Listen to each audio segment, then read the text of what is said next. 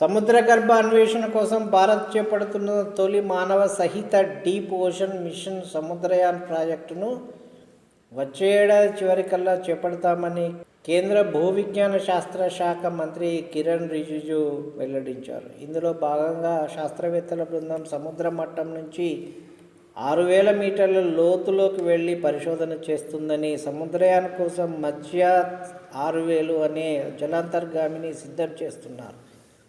దీని ద్వారా 3 శాస్త్రవేత్తల బృందం సముద్ర జలాల్లో 6,000 మీటర్ల లోతులోకి ప్రయాణిస్తారు. ప్రస్తుతం దీనికి సంబంధించిన పనులు తుది దశలో ఉన్నాయి. 2025 చివరికల్లా ఈ ప్రాజెక్టును పూర్తి చేస్తాం అని మంత్రి తెలిపారు. సముద్ర జలాల్లోని వనరులు, జీవ వైవిధ్యంపై అధ్యయనం కోసం 2021లో కేంద్రం సముద్రయాన్ ప్రాజెక్టును ప్రకటించింది. చెన్నైలోని నేషనల్ ఇన్స్టిట్యూట్ ఆఫ్ ఓషియన్ టెక్నాలజీలో మత్స్య జలాంతర్గామి తయారు చేస్తున్నారు.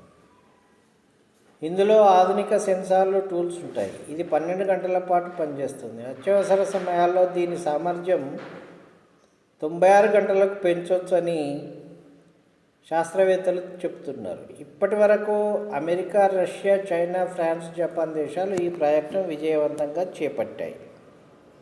All the best Samudrayaan.